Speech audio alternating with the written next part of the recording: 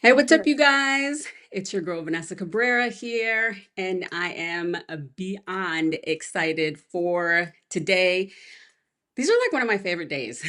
This is actually one of my favorite days of what I do. What I do for work is the opportunity to interview my clients on their journey from where they were, the good days, the bad days, the ugly days, everything in between, and to actually show you guys how we're actually doing this. One of the most common questions I get asked all the time, which is hilarious to me, but they're like, are these numbers true? Like, is this like really happening? And I'm like, yes, they're really, I don't lie, y'all. I'm not lying. So I am super excited because today I get to interview my powerhouse of a client, Azizi Marshall. Holy cow. Let me just set the stage for y'all because we have a lot to cover. So, Azizi, um, this is your fourth case study. And let me just break it down for y'all who are new to both of us. So her first case study, we talked about how she made $160,000 in 90 days or less. I believe she landed two $60,000 contracts.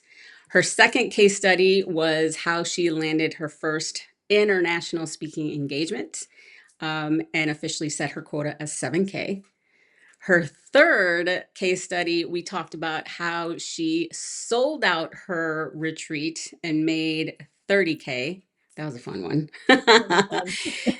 And today's case study, she did it again. Oops, she did it again. She's back at it. And we're going to talk about how she made and hit an $80,000 month. Y'all better give it up. Hello. What's up? Yes, I got all my gadgets ready to go for Miss Azizi Marshall. You better work, girl. You better work. So before we get into it, why don't you take the time and introduce yourself to everyone? Yeah, hello everyone. Again, Vanessa, thank you for having me. I didn't realize this is my fourth I time didn't on either here. until I was preparing. I was like, Y- damn. Damn is right. So so I'm Azizi Marshall. I run the Center for Creative Arts Therapy, and our biggest branch right now is serving businesses in mitigating those mental health risks that many corporations are facing. So we go in and we make sure that your employees are utilizing those mental health services, using your EAPs, but we also see where the holes are and we plug them for you. So that's through training, through workshops, through having them understand how to de-escalate angry customers, how to solve conflicts not only with customers but also with themselves, and how to really grow as an individual. So then when you have strong and healthy and resilient employees, your business will reflect the same thing. Well said. Dang. Well said. All right. So I want to start. So since this is your fourth, and by the way, she hit all of these within 24 months' time. So it hasn't been that long, right, that she hit all these platforms. So where I want to start with you, Z, is it wasn't always like these celebratory months, right? They're all not, every month is not like a game changer and you're knocking it out of the park. So I want to take you back just a couple of months ago, right? Um, and I want to ask you, where were you in your business before this breakthrough, before all these yeses started coming to you? What were the challenges that you were facing? So many. I remember at the time I felt overwhelmed with the amount of challenges that we were facing. We were facing low employment as far as having therapists on our team, and I had to get really savvy to kind of branch out and had to find subcontractors for a lot of the things we were doing because employees were not staying in house because again it's the growth pains. It's like we had been um, in business now over 10 years, and so a lot of those Yeah. people were with us from the very beginning, and it was time for them to spread their wings and do something else, but they all did it at the same time. So Don't you love it when that happens? Yeah. yeah, so I was like, I was very excited and proud of them for making these moves that they were wanting to make for themselves. Yet I just wish they could have timed it so it wasn't all at the same time. Yeah, that'd be great. Can you do me Yeah, a yeah. favor? Spread that out just a little bit. Like, Yeah. yeah. So because of that, there was a major dip in revenue because we weren't getting enough to necessarily pay for our therapists who were doing counseling, because as the numbers drop, we don't get as much from that branch. So then the other branch of our training and our workplace wellness, that needed to offset the loss we were making on that side. And so luckily we had that in place, and we had some really phenomenal trainings that we had already scheduled, so that kept the doors open. Okay. But in the meantime, there was pulling out a line of credit to keep the doors open. There was maxing out the credit card, and talking to some of my vendors and saying, don't charge the card until Friday at 5, because then I know it'll be paid off. But if you wait a couple days, it could be maxed out again. So it's just like having those conversations with people was probably the hardest thing that I've had to do. There were our instructors that came to teach for us. Again, we always pay our instructors. Right. I could not pay them right away, though, was the issue. And so I had to wait. I think it was about a month after they had trained our students before I could pay them, because there just wasn't any money there. And Hmm. so that was the biggest challenge. I mean, there were multiple times where I was crying with Vanessa. I was just like, I don't even know what to do. Yeah. I don't have any more in the pot for the line of credit. That's maxed out. The credit card's maxed out. I can't start using my family's credit card, because that, again, that will affect my marriage, and that is not going to happen. So it's like all of these pieces. How was I going to keep things afloat and open, and just going back to the drawing board of the very beginning of, okay, who are your contacts, who can you reach out to, who can you ask for support and help, who can you ask for connections and referrals, and just keep doing that. I think that was the hardest part for me, being in that really low place and Hmm. feeling at that time very desperate to figure out what the next steps were going to be. Yeah. I remember those conversations, and I appreciate your honesty because I didn't know how much you were going to reveal, but I this don't is, sugarcoat anything. I know. So I'm grateful that you're so honest, because a lot of people see you and they're like, she's kicking ass and taking names, and why is it so easy for Azizi, and she's landing this, and the Joffrey, and all these things, and we don't post and or talk about what is really going on, or the bad days, or having to make those phone calls and saying, I don't have the money to pay you, my credit card's maxed out, all of the things. And if people knew the real story, which is why I do these client case studies, they would probably be shocked, because I can't tell you how many times someone has talked to me about you because they've watched your case studies, or they've started to follow you, and seeing you and doing all these things, and they would be shocked at like what is really going on, right? So I Mhm. appreciate you being so honest. So yeah, Z wasn't in a good place just a couple of months ago, but yet here we are. We are. Here we are. All right, so can you share a moment, or was there a moment where you felt like giving up, or what what pushed you to your low point? And was there ever a time when you were just like, I can't, this is too hard, I can't, I'm done? I wish I could say there was only one moment, but there were multiple. I mean, there really were. Yeah. Having really candid conversations with my husband too, to say, this is where I'm at. Like, what we were looking at 2 years ago is not even close to where we are right now. Hmm. Sharing with him my profit and loss statement, and him like clutching his pearls, going, "Oh my goodness!" Going, And okay. Yeah. yeah, and just being very candid with him, which is hard for me. Um, Especially with him. He's this very successful business oriented person. And we've gotten to the language where I'll say something about something that's going on with the business, and it'll be like, do you want me to answer as your husband or as somebody who wants to give business Okay. support? Okay, I And like so that.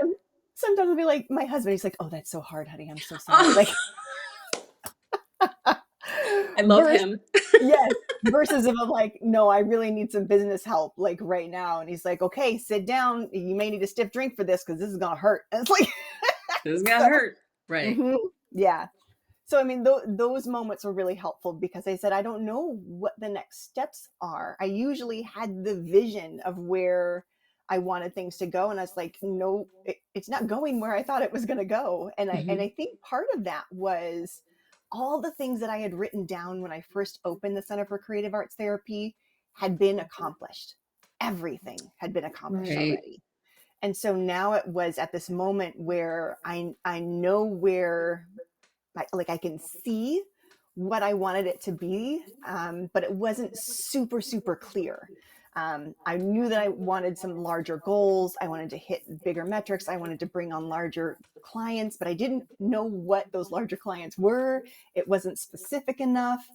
And so sitting down with you and sitting down with my husband to really hash out and clarify what that new vision was, which also I think influenced people leaving the center as well, because Okay. my vision was changing compared to what they were used to.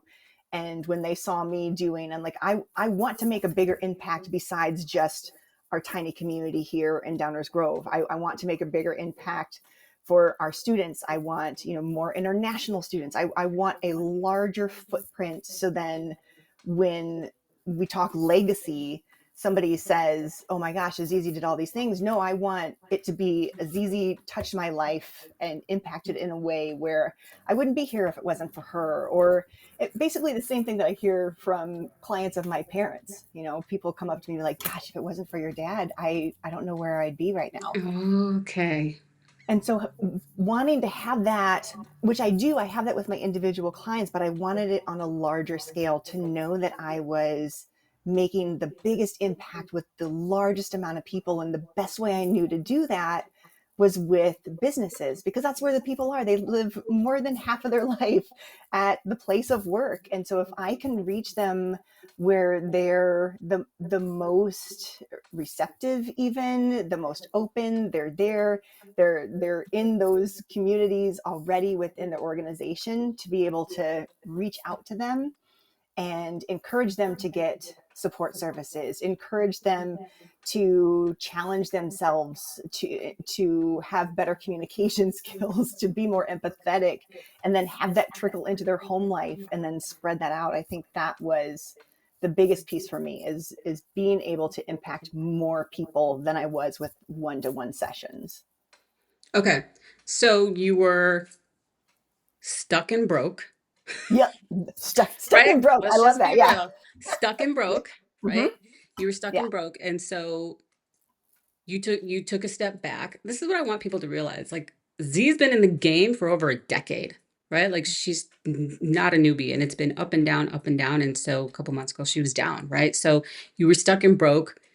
You took a step back, and it was a reset for you, right? Yeah. Where like you understood that the vision was no longer clear. It was a little fuzzy, right? Hmm. And then finally when you took a step back, got some quiet time and be like, okay, what is it that I really want? Then it became clear to you that it was businesses and everything that you just stated, right? Yeah. Got it. Absolutely. Okay. All right. So when that became clear, how did you deal with, because we talk about clarity and being like, and I say this all the time, like, what is it that you want? That's one of the first questions I ask prospects, and they're like, damn, no one's ever asked me that. I'm like, I know. I'm like, take a minute, it's all right, right? And so you know what you want, but that doesn't necessarily stop like the inner critic, right? So how did you deal with that inner voice that said, you're not capable of this, or it's not working, or it's too hard, or it's not going to work? What Talk to me a little bit about that, because we all have that. Yeah, I think the biggest shift for me, and it probably the hardest shift, was letting go of the part of me that always felt like they had to prove myself to others.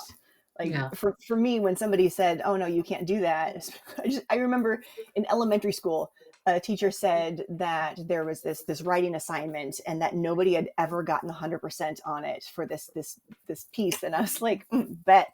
And I did. I got 110% on that freaking thing because I worked my ass off to prove to that teacher that don't tell me that it's not possible, because I'm going to show you it is.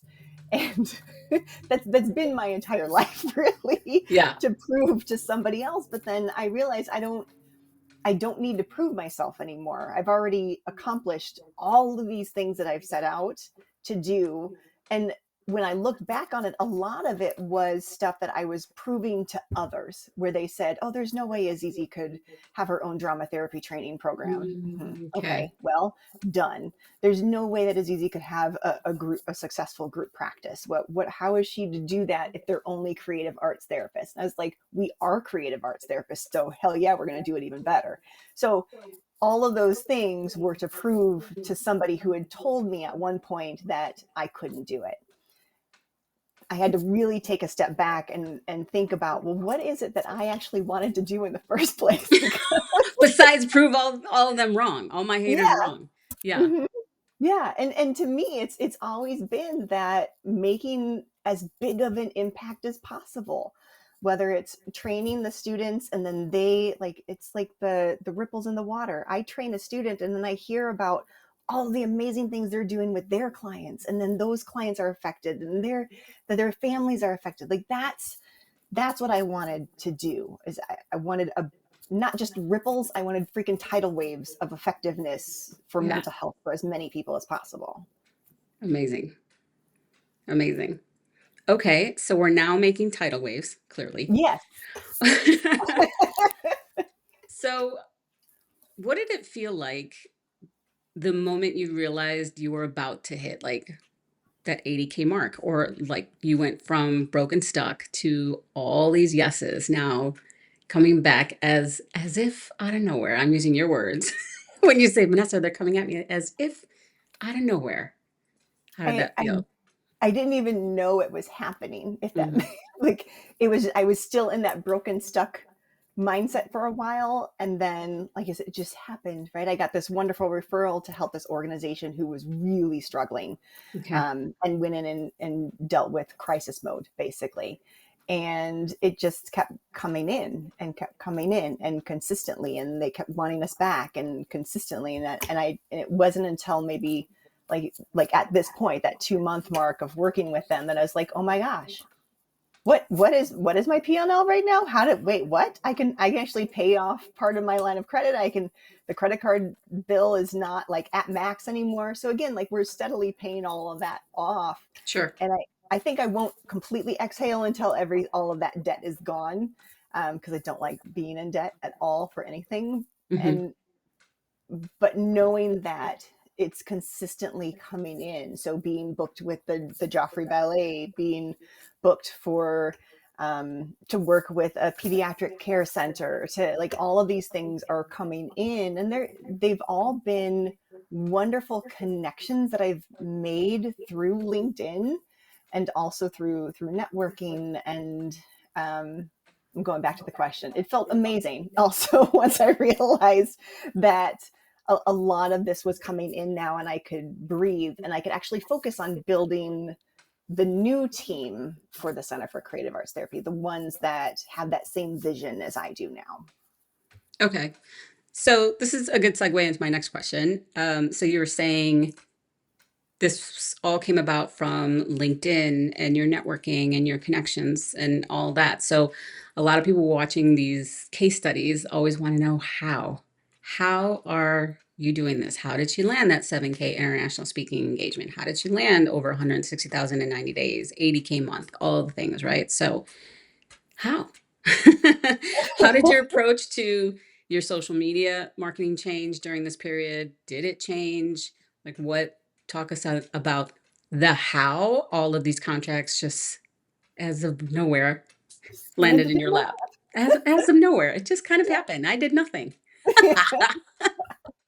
I would say it's a long game. I think people need to understand that this isn't just I go to one networking event and then that's it. The business is going to land in your lap. That's not how it works at all. connections with people, their friendships, even like people. It can't just be a shake a hand, throw a card at them and be like, okay, I expect your business in the next 25 days. Like it doesn't work that way. Right. um, I would say the ones that, for like that crisis situation, that was a friend of mine in a networking group that she saw a post on in social media and said, "Oh, Azizi definitely does this. Like, reach out to her."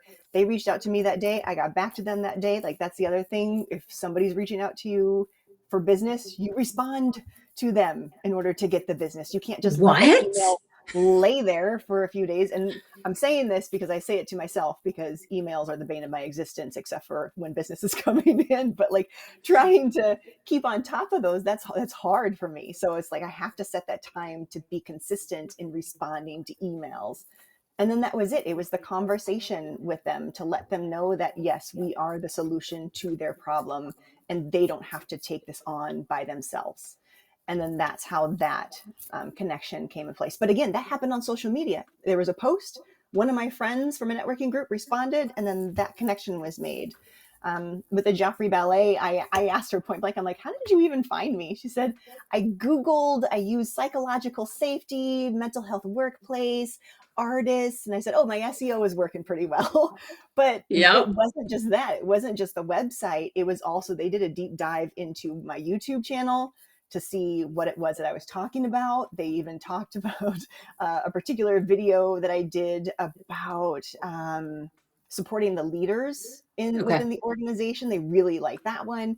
So they dug deep into all of my social media platforms to get an idea of who I was before they even reached out to me.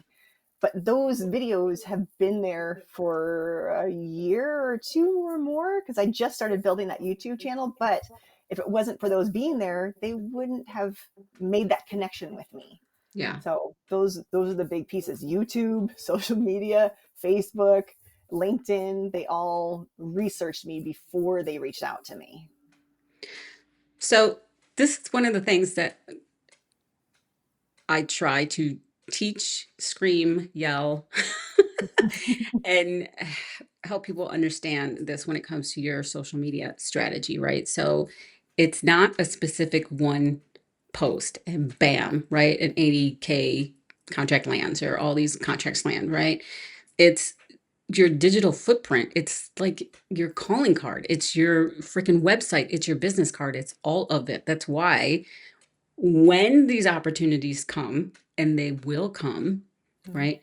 When these opportunities start to come, believe you me, they're looking at all of it. And with our attention spans being this freaking big, if they have to scroll one or two scrolls and you're just talking about your damn cat, right? Or avocado toast or whatnot, and they don't see they don't see anything about your business, they'll move on, Mm-hmm. right? This is why consistency is crucial. Now, I'm not saying you have to be on social media 24/7. You and I know this now. We certainly are not on social media 24/7, but we understand the psychology and how to use it Yeah. to benefit us. So by the time these opportunities found Azizi, her social media was like chef's kiss. They're like, oh shoot, we found her. This is it, right? Mm-hmm. Yeah. Was there anything in within social media? I know you have your LinkedIn strategy, I know your Facebook strategy, all the things, right? Was there anything in particular, because I know my audience wants to know, the deeper dive, like what is it specifically that is working for you when it comes to social media, LinkedIn, Facebook? What is it specifically? They want the how. They I'm want the trying to how. give them the how and what you're doing. Consistency is key. I mean, that's the biggest takeaway that I've gotten from working with you, Vanessa. Is it's one thing to just post a week once a week, but that's not enough. It's really not. The people need to see different parts of you. I just posted about how I have dog hair all over my freaking straw after driving. Like that, it's just something random. And then my husband ordered like a way too small shirt and shoes. He ordered the toddler size. I laughed That's like, so hard at that post. I was like, that's hilarious when he had this little shirt on this him. is I'm the like, craziest oh thing. my God. Yeah. Yeah, so it's finding the combination of the two. I actually, when I was in New York, I met up with my mom's cousin, who's a writer in New York, and she even said, she's like, "Oh my gosh, I love reading your posts because they're humorous. They're that you don't take yourself too seriously, but you can tell you're a badass." And she's like, "You're just doing all the things, but then you post about these random things." Just like she's like, "I love it. It's refreshing. People know who you are." They know Pepper's literally right behind me right now. My Of course she therapy is. dog in She's always there. training. Yeah. Yeah. And Yes, it's I just know Pepper. yeah, it's just being human and celebrating the things that I've accomplished, encouraging people to come along. Hey, if you're going to be in New York, I'd love to meet up with you. And that's been the biggest thing with social media is it's not just on the screen. These people are real. Like there's so Right. many connections I've made with these baddies that I never thought that I compared to. But then when I'm sitting in the room with them or we meet up for coffee because I'm randomly in some state or some country, they're like, "Oh my gosh, I've been following you and I love your stuff." I'm like, "What? Wait, no, I love your stuff. Wait, no, hold on. This doesn't make sense." Yeah. Yeah. I love it. I love it. I love it. So, how did I know we talked a little bit about the Joffrey, but I want to get into it a little bit because just to be honest with you guys, I haven't had time to talk to Z. I haven't talked to Z. So when I saw, I'm like, what? What is this? And she posted it and whatnot. So, how did this come about? How is it? And how does it feel? Like, did you ever think, girl? No. Like, did you ever think, like, within no, all this has gone down within like 24 months? It hasn't been that long. So when like see all this stuff you're doing, I'm like, God, did you ever think that you'd be getting these contracts and working with these amazing companies that you're working with now? Never in my wildest dreams. Although I will say Peloton, you can call me anytime because you are on my next list of people who I want to work with. She's You are after that close. Peloton, You are guys. close to the Joffrey Ballet. I was like 4 blocks away from you when I was there. So I'm just putting that out there. But She's yeah, after I mean, Peloton hard, girl. Go get Peloton. big It's time. coming. I didn't. It was when I received the email, I almost thought it was a joke, that it wasn't real. I was like, no. And so I had to do some research. I'm like, who is this person? And are they real? Wait a second. Oh Yeah. no, this is a real person. Wait a second. And so when I responded, I was like, I wasn't sure if this was real at first. So it's just, again, I'm just being me. Like I really didn't think it was the Joffrey Ballet reaching out to me. Yeah. um, and again, they had found me online. They had done that Google search, and the connection when I first got on the phone with her, or actually on Zoom with her, was just like I found a new friend, if that makes sense. Just connecting with somebody who felt like they already knew me based on my social media platforms and following me and checking in on me. And then when we met, it was like she didn't really have a lot of questions on who I was. She was surprised I was a dancer in my past life. So then she got even more excited. She's like, "Oh my gosh, really?" So she's like, "You need to put that on your website so more people know." But it was just a beautiful collaboration. And that's the type of companies that I love working with, are the ones that really see this as working together. And so when she reached out to me, having those conversations about what we want this training to look like, having it very interactive, so then the instructors are learning in real time how to have those challenging conversations with students, how to set their own boundaries, and then ending with this whole self-care piece of, okay, you have all these tools now, but you can't use these tools if you're not taking care of yourself. So having that beautiful experience with them was, again, just surreal. I still sometimes will just say I worked with the Joffrey Ballet, just randomly to like strangers, and they're like, "Oh, that's great." The farmer's market. I told it to the farmer. He's like, "Where were you last week?" And I was like, "I was in New York working with the Joffrey Ballet." He's like, "Okay." Like, Oh my God, ordering Starbucks at the Giant Center. I work with the Joffrey Ballet. What? by the way, I'll have a yes, latte. I do not blame you. I'd be the same way. I would because be the I'm same way. myself that it's real, and that it's not just, again, that's the beautiful thing of this organization. It's not just a one-off. It's a continued collaboration on how we can continue to work together to support their instructors and to support their students. Like that's the best collaboration I could ask for with an So is organization. this okay? So this is an ongoing partnership now. It's not just like a Ongoing one-time thing. conversation. Yeah. So we Ongoing did the conversation. one, and then we're scheduled to have some time to talk later on what next steps will look like. Oh my God, so cool. So Yeah. cool. Okay. Mhm. All right, focus. I got to get back into Oprah mode. Okay. All right. So now having worked with the Joffrey, what mindset shifts did you experience that were crucial in attracting like these high-end premium clients? Oh, to not be afraid to negotiate. I think Oh. that's like, and to not shortchange your value. I think there's one thing I haven't used this statement yet, but my husband had said, "Well, what do you think my time's worth?" When asking, what the investment would be, and he's like, Mhm. and people don't want to say any lower than what you've actually quoted them. So like that's one way to say it, but it's also it's not the hard sell. Like people think that it's this price and that's it. It's more of a, okay, I don't want to do just one offs. That's not my thing. I want to make an actual impact within the organization that I'm working with. So, me coming in for one workshop, that's great, but it's not going to move the needle as far as it possibly can. So, because of that, because there would be a guaranteed annual or 5-year plan for us to work together, then we can adjust the prices because then I know you're in my books and I don't have to worry about acquiring new customers. And then it's the conversation of, okay, well, what does that look like? What are the negotiations?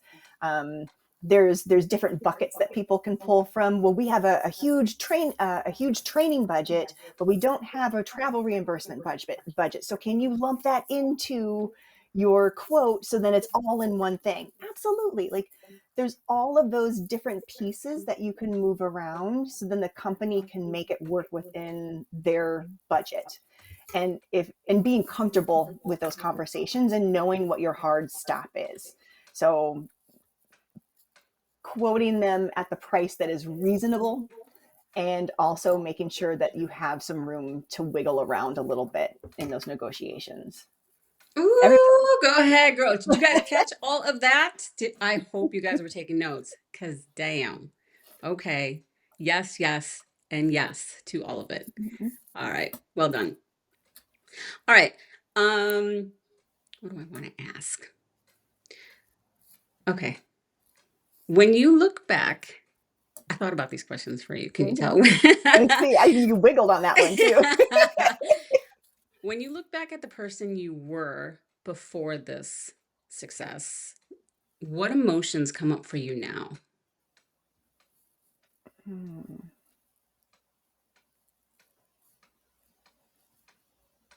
Proud, I would say, and more confident. I remember when I first started working with you, Vanessa, thought just the thought of going to a like a B2B networking group or to go to a chambers gala. I was like, there's no way. Like I no. I just mm-mm, No, mm-mm. gala. I am not gala. No. I'm like, Yeah. I'm not a gala person, and now I go to galas like all the time, and it still like makes me giggle, especially when I bring my husband because he's just extra. So, but it is it I the confidence that I was lacking, which everybody's like, how do you lack confidence? What are you talking about? You show up in the room. I was like, no, like I show up and I was faking it until I was hoping to make it, but I wasn't quite making it, was the scenario. After working with you, the confidence, and it's not like I'm boastful, it's not that kind of confidence, but just I would say more comfortability in being in the room with others that I used to see as above me, and now I see them as my peers. Mm, got it. Got it. Got it. I remember we had this conversation where you stated something similar, where you didn't think you were in the running with those people, right? And I remember, yeah, when you brought up the gala, you remember I was too scared to go to the gala. And I was like, oh my God, that just feels like years ago, but it wasn't so long ago, right? And so So that's been like the mind shift of like, you are one of them. You are, these are your peers now. There's, you are equals. Yeah. To Yeah. the point where when I, and that was the other part within all of us working together this time, winning the Chicago Titan 100 award too. Then I was like, oh, it's not just me now that feels confident in this space. Other people are recognizing me as one of their peers, literally recognizing me and saying, yes, we want you as one of these Chicago Titans. Like that was another huge shift for me because it wasn't just me going, I've got this. It was everybody else around me going, let's go Yeah. together. Yeah. Yeah. So what happens, and I'm thinking of my audience, is that, we don't just wake up confident. Like it's not like you No. drink coffee and like, boom, we're, flying high. So what is it that you do, or what is it that you did or now do on a regular to, get you in that confident state of being able to get on the phone with Joffrey and negotiate, or, talk a 5-year deal or 100K deal, or, whatever the case may be. What is it that you do to get you in that state? I practice. One is I practice with my husband, whereas like, oh, I have this pitch and I don't know. I don't even know what I'm saying. And so they'll be like, okay, well, he's like, okay, as husband or as business. I'm like, I need you as business. And so I I'll pitch love it. him. Yeah. And he'll just honestly say, like, I have no idea what you just said or how that even affects my company. Is like, I would never spend money on that. Like, again, like, and he's being extremely honest because he Sure. is the demographic I'm pitching to. So that helps for me to change my wording around because I think as therapists, we're taught all this therapist jargon junk and nobody else understands what we're talking about except for other Right. therapists. So I'm talking to giant company owners. I need to speak their language. Mm. KPIs, ROIs, ERGs, like all of these things. Where at the beginning it's like, I don't know what you're saying either. So What's KPI? What? what? Yeah. Yeah. So just finding that shared language was really helpful. So then when I'm communicating, I know that I'm communicating in a way that they're going to understand. Another one is just I've always exercised, and that has been so important to me, especially if y'all again going back to Peloton. And She's going after Peloton, yeah, y'all. Robin Arzon, Anthony, like they all are in my head. How do you want to end this workout? How you do this workout shows how you're going to show up for the rest of your day. So like when it's a really hard workout, when Robin's kicking my butt doing a sprint at the end of a longer run, I'm like, I'm going to do this because this is how I'm going to show up for the rest of my day. And then I know if I can do this hard part, I can do the rest of the hard part today. So that's another piece. And then what you brought into my life, Vanessa, was the music. So when I'm Mm, about to go on stage, when I'm about to do a training, I am like, when I was going to the Joffrey Ballet, I had my earbuds in, I was listening to my pump up music. So when I showed up, I was like, boss, let's go. Like, that's right. Yes, we were rocking right before this live. You heard it. I had mm-hmm, Beyonce playing. I don't know what it was, but yes, I had my playlist. Confidence. Yes, on yes. speed dial. All right. Mm-hmm, So yeah, these are just little tips and tricks of how we get there. Cause like just being like, oh my gosh, I hope it comes, and you're driving to the networking event or this. I had a client or a colleague text me, or she called me. Who calls people now? So I was like mm-hmm. taken aback. I'm like, who's calling me? And it was a colleague of mine, and she's like, hi. I'm like, hi, what's wrong? And she's like, I'm going to a networking event. I think I'm going to throw up. I'm like, Been there, been okay. there. And we all have, right? I'm like, okay. She's like, I'm so nervous. My stomach's in knots. I haven't been to one of these in forever. She's like, I need you to talk me down. I'm like, okay. I'm like, first of all, breathe. Mm-hmm, Let's breathe, right? Like breathe mm-hmm, it out. And so I just talked her through it. I'm like, did you put in your timeline? Like all the things. If you guys know, if you're one of my clients, you mm-hmm. know, right? All the things and Yeah. visualization. And so then she messaged me after, and she's like, oh my God, I did it. And I met the coolest people and da, da, da, da, and, all this stuff. Yep. So yes, we understand. So you have to have a strategy or a plan to get you in that state of confidence, or I like to say just having courage. Just give me a little bit of courage. I never expect my clients to be, confident 100% of the time. They are later. I'm like, we'll get there. But right now in the beginning, I just need to have for you to have a little bit of courage, right? Mhm. Yeah. Okay. So, what would you say to someone watching? this who feels like they're giving everything that they got, but are not seeing the results where you were 2 years ago? Taught you were overwhelmed, exhausted, frustrated. What would you say to them? Yeah, that you've taught me that if I'm working so hard, that something needs to shift. It shouldn't be that hard. And that's the thing. It was like it shouldn't be that hard, but I've always worked hard. I've always like hustled and grind. I've always worked, twice as much than anybody else in order to accomplish all these things. And when I realized that, when I stepped back to go towards where I want the company to go, and the new vision from where we were before, that like you said, and I've said, it's like it just fell in my lap. Then then it started to come. So to reassess what you're doing, because if you keep doing the same thing over and over again and expect a different result, it's not going to happen. You have to change how you're approaching things. um, and that really comes back to what is it that your core wants to do, and then making sure that all of your messaging and ad nauseum, like that's sometimes I feel like I just Ad posted about this. Like I just like I don't know how to talk about the workplace culture of care assessment anymore, besides like a short post, long post, video. Like I'm constantly talking about it. And then people are like, "Oh, I just saw your post." I'm like, "I've been posting about it for the past month. What are you talking about?" Yep. So just being consistent and know that you are laying the groundwork. Because again, if I hadn't laid the groundwork, Joffrey Ballet never would have found me. So be consistent, and then make sure that whatever you are going after aligns with your purpose. I love it. I love it. I love it. All right. I have one more question. Okay. If you could go back and tell your former self one thing before this transformation, what would it be? And she laughed. She's like, oh, Like, girl, it's gonna be okay. It's like that's all I needed to hear at that time, was like, it's going to be okay. Like, this will all work itself out. You will figure it out. Get some sleep. get some. It's all going to be okay. Yes. I love Yeah.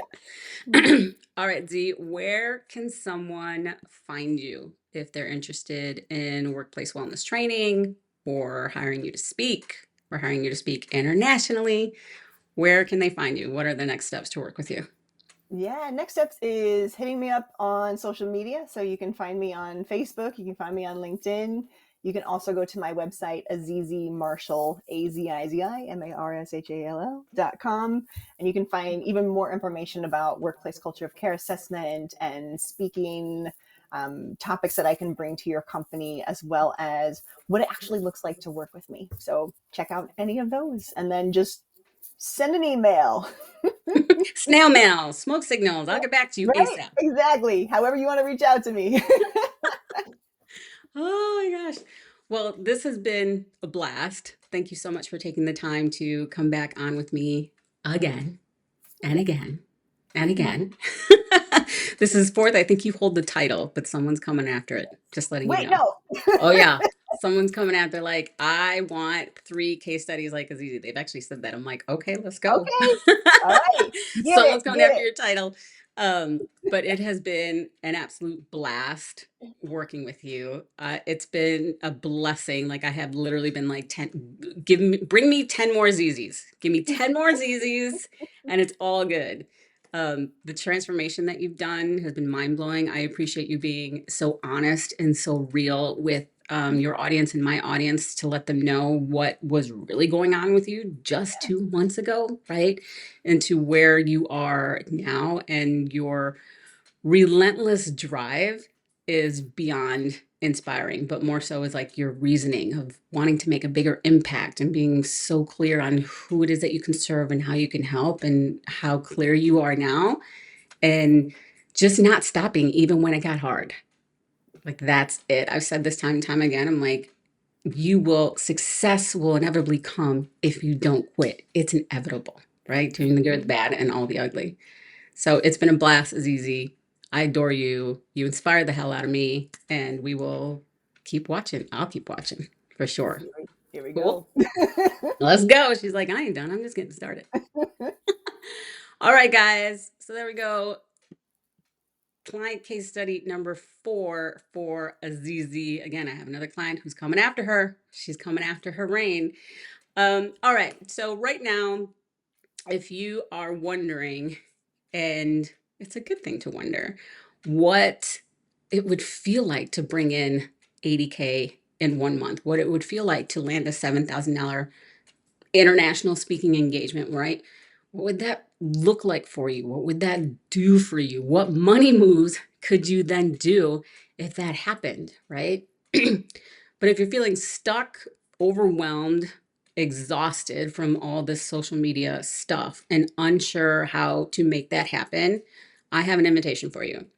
I want to invite you into a private conversation where you and I can talk about exactly how to make that happen, how to get there. No fluffs, no guesswork, just a clear, actionable, battle tested plan. My plans work, y'all. Okay. Battle tested plan to help you step into the business lifestyle that I know you're desiring when you see someone like Z, someone like me, where you know it is absolutely possible and you want the same for yourself, but you just don't want to get there.